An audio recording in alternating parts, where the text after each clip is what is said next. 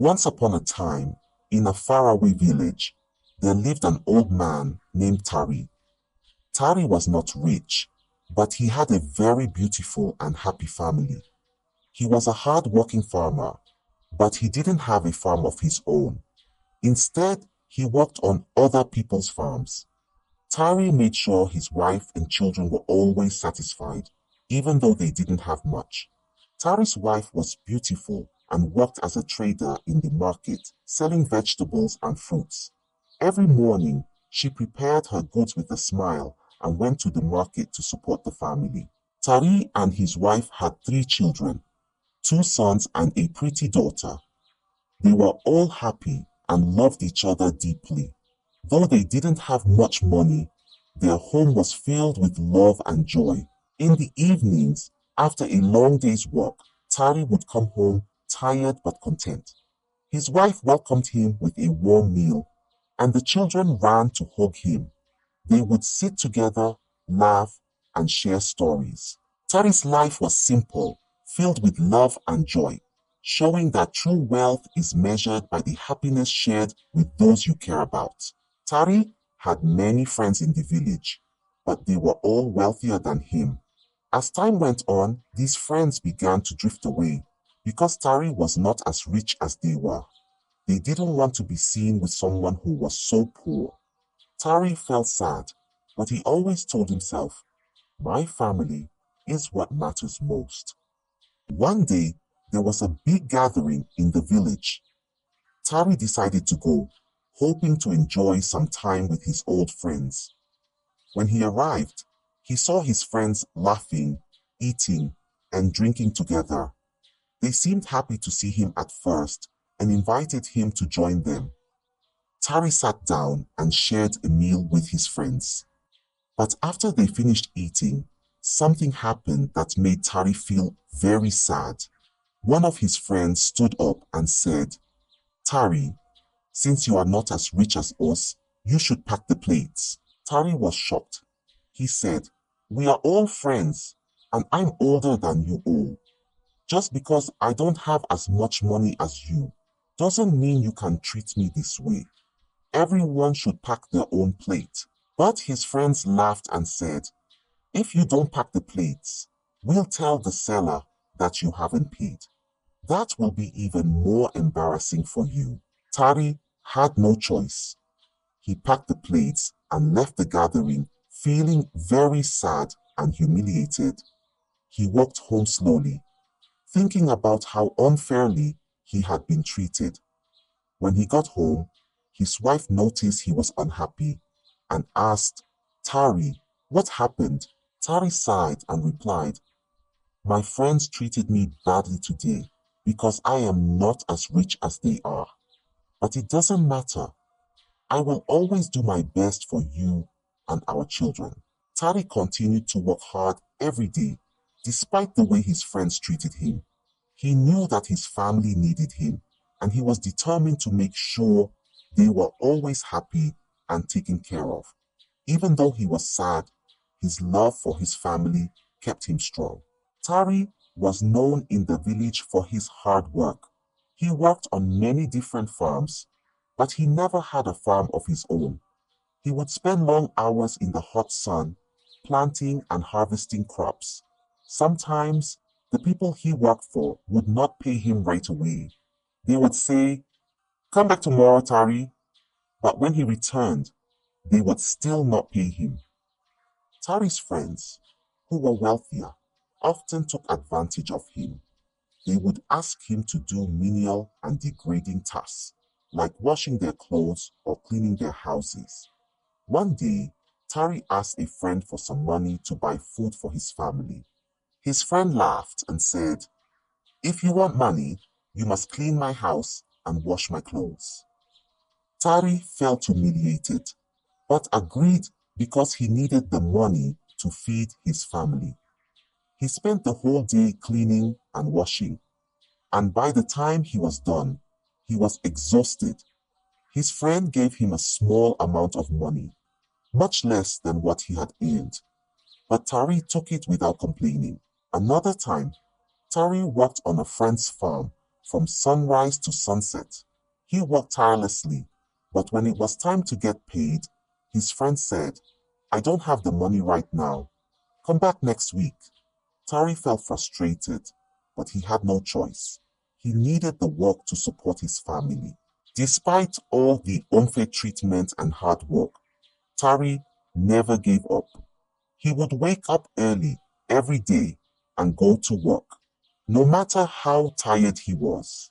He knew his family depended on him, and he wanted to make sure they had enough to eat and a roof over their heads. The time for harvest arrived, and Tari knew it was a chance to earn some money. He decided to approach Chief Azuka, the richest man in the village who had the biggest farm.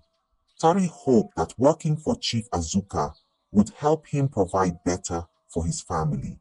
Early one morning, Tari went to Chief Azuka's house and greeted him respectfully.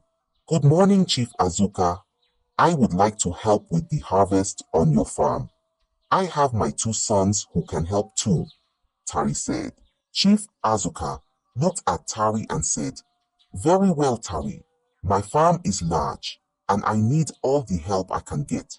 You can start tomorrow." The next day, Tari and his two sons woke up before the sun rose. They made their way to Chief Azuka's farm and began working tirelessly. They worked under the hot sun, picking crops and placing them in large sacks.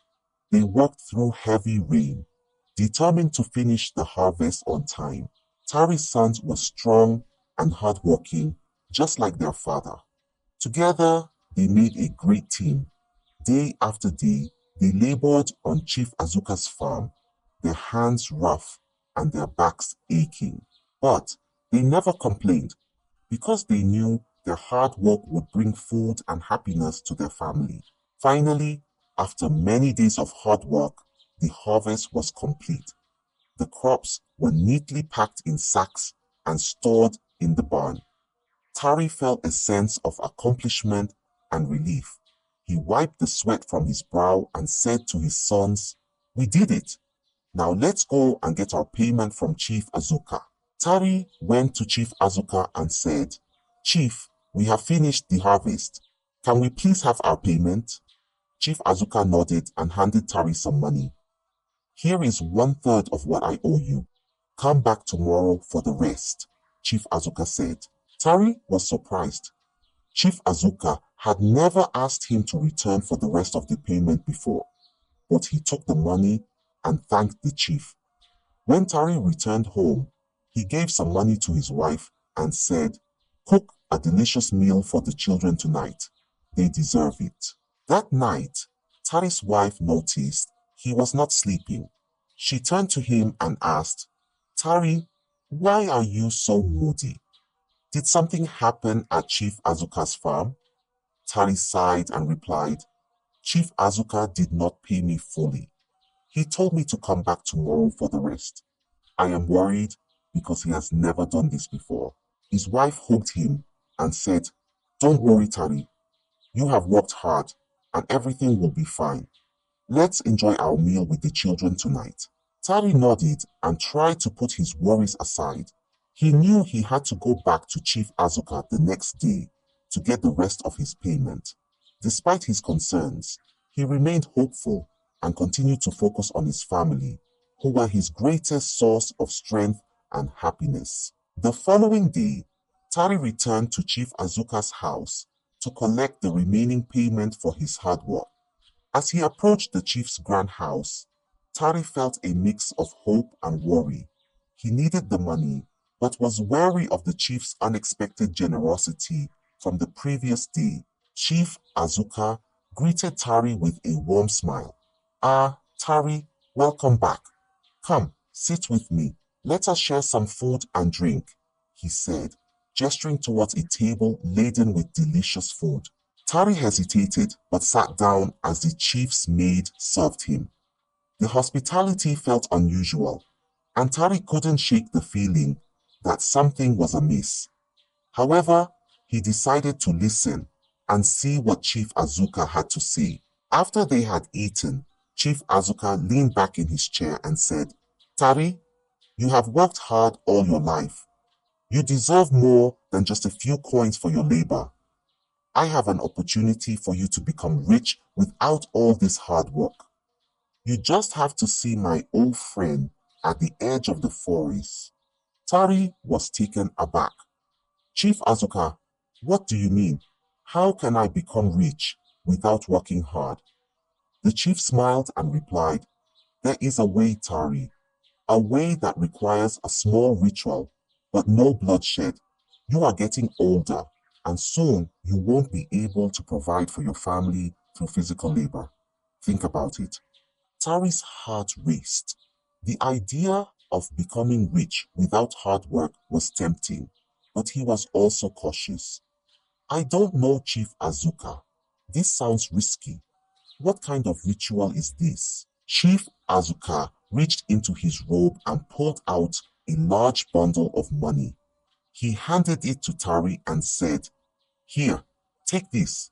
It is 10 times the amount I owe you. Think of it as a gift, a small taste of what you could have. Take your time to decide. There is no rush. Tari's eyes widened at the sight of so much money. He had never seen such a large sum in his life. He took the bundle with trembling hands and thanked the chief. Thank you, Chief Azuka. I will think about your offer and let you know my decision. As Tari walked home, his mind was filled with conflicting thoughts. The money in his hand felt heavy, and the offer weighed even heavier on his heart. When he arrived home, his wife saw the bundle of money and her eyes widened in surprise.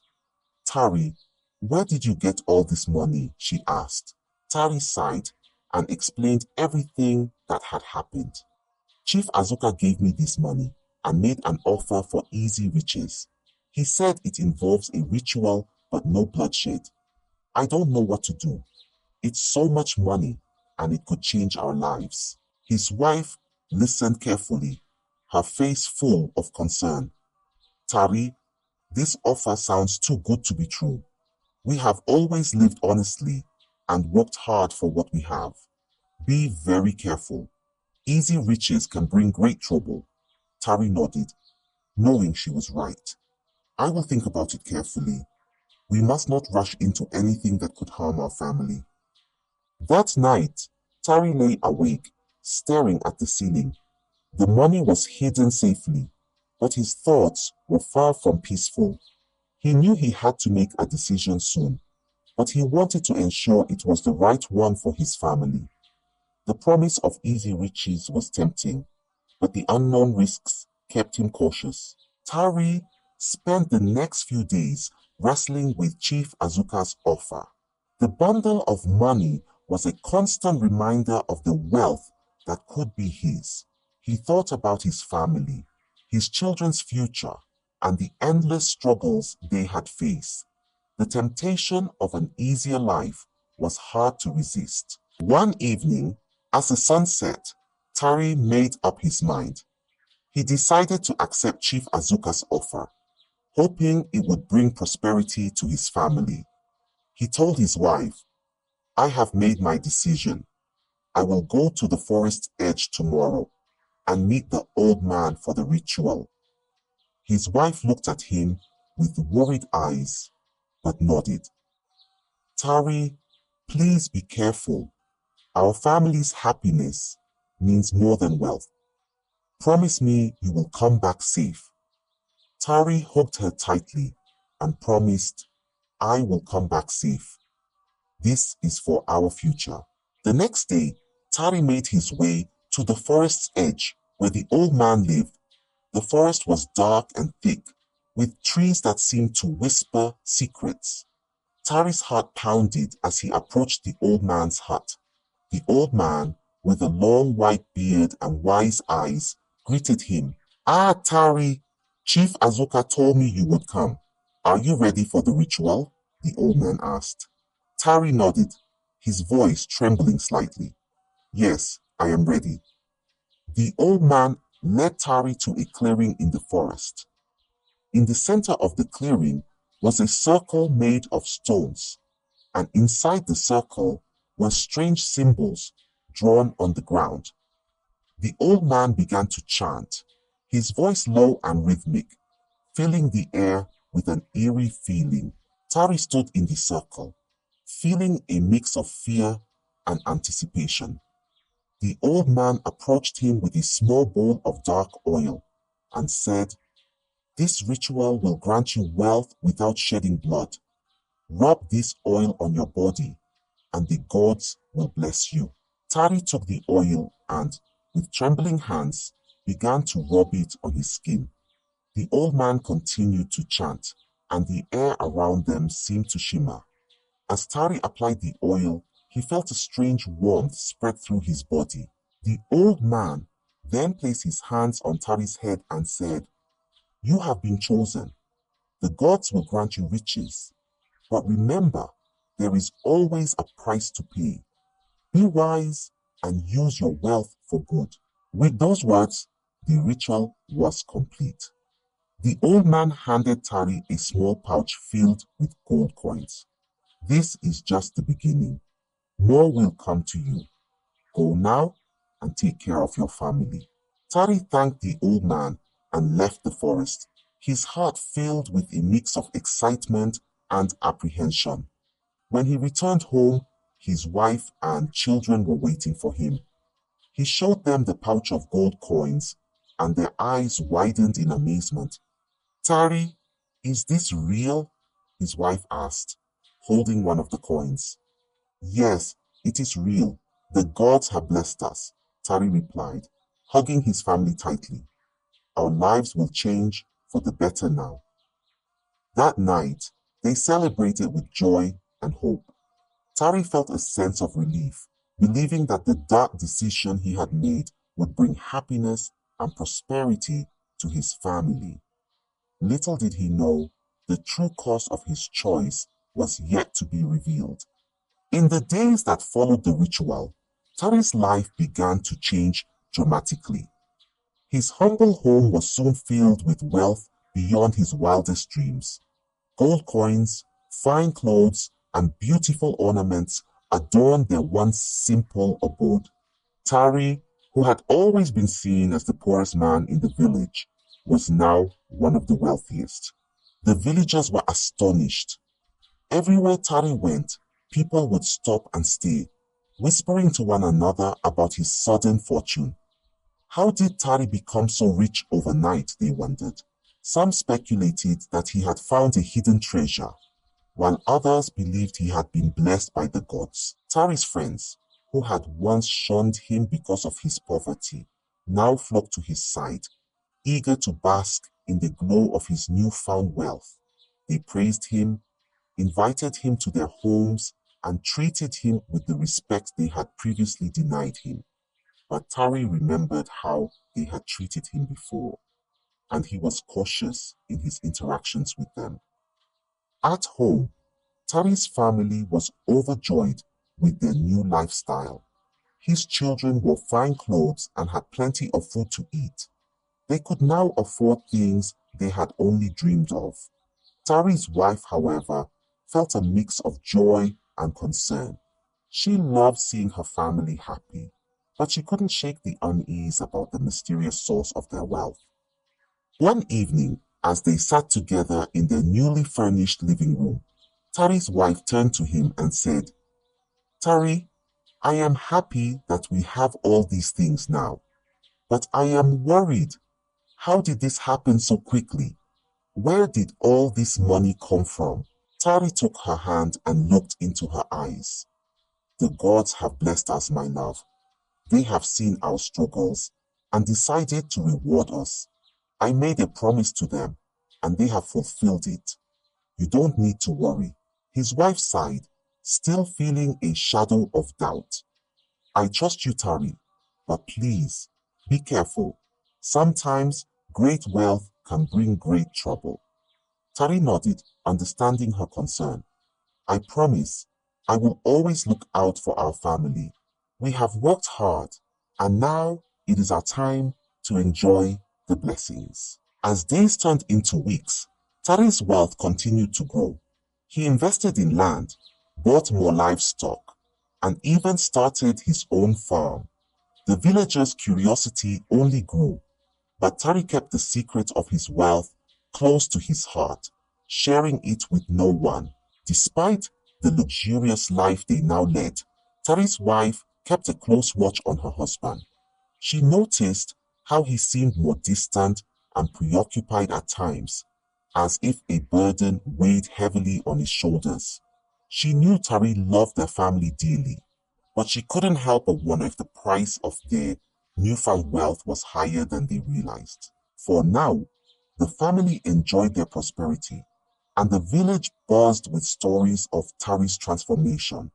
Little did they know, the true test of Tari's choices and the price of his wealth was still to come. As Tari's wealth grew, his old friends, who had once abandoned him due to his poverty, began to return. They were eager to be close to him again, drawn by his newfound riches. Every day, they would visit Tari's house, showering him with praise and asking how he had become so wealthy so quickly. One afternoon, as Tari sat in his grand living room, a group of his old friends came to see him. They brought gifts and spoke with exaggerated enthusiasm about how happy they were to see him doing well. Tari, old friend, one of them said, "We are so proud of you. You have achieved so much in such a short time. Please tell us your secret. How did you become so rich?" Tari smiled politely but felt uneasy. He knew that revealing the true source of his wealth would bring trouble. "I have been blessed by the gods," he replied. "They saw my hard work and decided to reward me." His friends exchanged glances, not entirely convinced. One of them leaned closer and said, "Come now, Tari. We are your friends. You can trust us. There must be more to it than just divine blessings." Tari maintained his calm demeanor. "It is the truth. The gods have been kind to me. I cannot explain it any other way." His friends were persistent. They visited him regularly, each time trying different ways to coax the secret out of him. They would flatter him, bring him lavish gifts, and even offer to share their own wealth in exchange for his knowledge. "Tari, think of how much more we could achieve together," another friend suggested. "If you share your secret, we can all be wealthy and powerful." But Tari remained firm. He knew that the secret of his wealth was not something he could share lightly. It was tied to a dark ritual, and he didn't want to drag anyone else into the dangerous pact he had made. "I appreciate your offers, my friends, but I must decline. I cannot share what is not mine to give," Tari said. As time went on, his friends' persistence began to wane. They grew frustrated with Tari's reluctance and started to distance themselves once more. Some even whispered behind his back, spreading rumors and speculation about the true nature of his wealth. Tari felt the strain of their suspicion and the weight of the secret he carried. Despite the luxurious life he now led, he often found himself longing for the simple, honest days before the riches came. He missed the genuine companionship he once had, even if it was tainted by poverty. At home, Tari's wife noticed his troubled demeanor. One evening, as they sat together, she gently asked, "Tari, what is bothering you? I see the worry in your eyes." Tari sighed deeply and said, "Our friends, they keep asking about our wealth. They do not believe it is just the God's blessings. I cannot tell them the truth, but their questions never stop." His wife squeezed his hand and said, "We must stay strong, Tari. We have each other, and that is what matters most. Let them talk. As long as we know the truth, we can face anything." Tari nodded, grateful for her support. He knew that the journey ahead would not be easy, but he was determined to protect his family and the secret of their wealth. The return of his friends had reminded him that true loyalty and love could not be bought, and he cherished the genuine bond he had with his family above all else. With his wife's reassurance, Tari resolved to face whatever challenges lay ahead, knowing that their strength as a family would guide them through even the darkest times. One quiet evening, as the sun dipped below the horizon, a messenger arrived at Tari's house with a message. The old man from the forest had summoned Tari. The message was brief and ominous, causing a shiver to run down Tari's spine. He knew that the old man's summons could only mean one thing: a demand. The next morning, Tari made his way to the edge of the forest where the old man lived.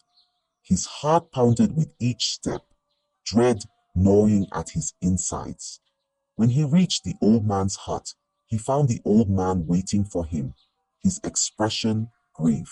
"Tari," the old man said, his voice as ancient as the trees around them, "the time has come for you to fulfill your part of the bargain. The gods demand a sacrifice." Tari's heart sank. "What kind of sacrifice?" he asked, his voice trembling. The old man looked at Tari with piercing eyes. "You must sacrifice your only daughter, Amina, to the gods. It is the price for the wealth you have received." Tari staggered back, his mind reeling with horror. "No, not Amina. She is my only daughter. I cannot do this." The old man's face remained impassive. "If you do not fulfill the god's demand, you will lose everything: the wealth, your sanity, and your life. The gods will take back their blessings, and you will be left with nothing." Tari felt as though the ground had shifted beneath him. The thought of losing Amina was unbearable. She was the light of his life, kind and gentle, loved by everyone in the village. He could not fathom the idea of sacrificing her. "Please, there must be another way," Tari pleaded, his voice breaking. "I cannot harm my daughter." The old man shook his head. "There is no other way. You have 7 days to make your decision. If you do not sacrifice Amina, the gods will take her themselves, and you will suffer the consequences." Tari returned home, his mind a whirlwind of fear and despair. He couldn't share this burden with his wife. The thought of telling her was too much to bear. Tari couldn't sleep. The old man's demand haunted him. Sacrifice Amina? How could he even think of it? Yet the threat was clear. Refuse and he would go mad, and his secret would be exposed. Tari paced the floor, his mind in chaos. "I can't do this to my daughter," he whispered to himself. But the fear of losing everything, his wealth and his sanity, gnawed at him. During the day, Tari watched Amina play, her laughter piercing his heart. "She's my only daughter," he thought. But then the old man's voice echoed in his head. "You have 7 days, or the gods will take her themselves." Tari tried to rationalize. "I still have 2 sons," he thought. "They can carry on the family name." He knew it was a terrible thought, but the fear of losing everything pushed him closer to making the unthinkable decision. His wife noticed his turmoil. "Tari, what is wrong?" she asked, but he couldn't tell her. He just shook his head, muttering, "Everything will be fine." The days passed, each one heavier than the last. On the 5th day, with his heart breaking, Tari finally decided to follow through with the ritual. The fear and the old man's threat left him feeling like he had no choice. He hoped somehow this terrible act would protect the rest of his family. But the decision tore at his soul, and he knew he would never be the same again. On the 5th night, Tari's heart was heavy with dread. He prepared the drink and the black oil as instructed by the old man. His hands shook as he mixed the concoction, knowing the terrible purpose it served. Tari found Amina playing in the yard, Amina, come here, he called softly. She ran to him with a smile, trusting her father completely. Drink this, my dear, and use this oil. It's very important. Amina hesitated, but took the drink. Okay, father, she said, trusting his words. She drank the potion and took the oil. As the potion took effect and Amina fell unconscious, Tari's heart broke. He carried her to the forest, each step feeling like a weight on his soul. Tari reached the clearing where the ritual was to take place. He laid Amina gently on the ground, her face peaceful and unaware of the horror about to unfold. He took a deep breath, his hands shaking as he prepared to complete the ritual by pounding her in the mortar that the old man had prepared. I am so sorry, Amina, he whispered, tears streaming down his face. He knelt beside her, the weight of his decision crushing him. Just as he was about to proceed, a piercing scream shattered the silence. Tari, no! It was his wife, her voice filled with desperation. She had followed him, suspecting something was terribly wrong. The villagers, awakened by her scream, rushed to the forest, their torches lighting up the darkness. They found Tari, kneeling over Amina, and quickly restrained him. His wife ran to Amina, tears streaming down her face as she cradled their daughter. What have you done, Tari? She cried, her voice trembling with shock and grief. The villagers took Amina to the herbalist, hoping to undo whatever had been done to her. Tari was left behind, his heart shattered by the enormity of his actions and the realization of what he had almost done. That night, Tari was tied up and kept in his compound. The villagers guarded him, their faces filled with a mixture of anger and pity. Tari's wife wept throughout the night, unable to comprehend how her loving husband could be driven to such a terrible deed. As the first light of dawn broke, the villagers gathered outside Tari's home, murmuring in disbelief and anger. Amina had been taken to the herbalist, who was working tirelessly to reverse the effects of the ritual. Tari's wife sat beside their daughter, her tears falling silently, her heart breaking for what her husband had almost done. The villagers' anger grew as they learned more about Tari's actions. They couldn't understand how a man they had known all their lives could be driven to such a horrific deed. Their trust in him was shattered, replaced by a mix of outrage and sorrow. Tari must face justice, one of the elders declared. We must take him to the king. Bound and surrounded by the villagers, Tari was led to the king's palace. His head hung low, the weight of his guilt pressing heavily on his shoulders. The villagers whispered among themselves, their eyes filled with a mix of anger and pity for the man they once respected. In the grand hall of the palace, the king sat on his throne, his face stern and filled with disappointment. The villagers presented Tari before him, explaining the terrible events of the night. Tari, is this true? The king asked, his voice echoing in the hall. Tari, weakened by the ritual's backlash, fell to his knees and confessed, Yes, my king, it is true. I was manipulated by Chief Azuka. He promised me wealth if I performed a ritual, but I didn't know it would come to this. The king's eyes narrowed. Chief Azuka? Explain yourself, Tari. With a trembling voice, Tari recounted the events leading up to the night of the sacrifice. He spoke of the old man in the forest, the ritual, and the immense pressure and fear that drove him to such desperation. The wealth came at a terrible price, Tari said, his voice breaking. Chief Azuka vanished after I accepted his offer. He knew what he was doing. He used me. The king listened, his expression growing darker with each word. He turned to his guards. Find Chief Azuka. He must answer for his actions. But when the guards searched for Chief Azuka, They found that he had already fled the village, leaving behind only the chaos and destruction he had orchestrated. Tari, you have committed a grave sin, the king said. But since you luckily did not take the life of your own daughter, thanks to your wife, I see the manipulation and fear that drove you.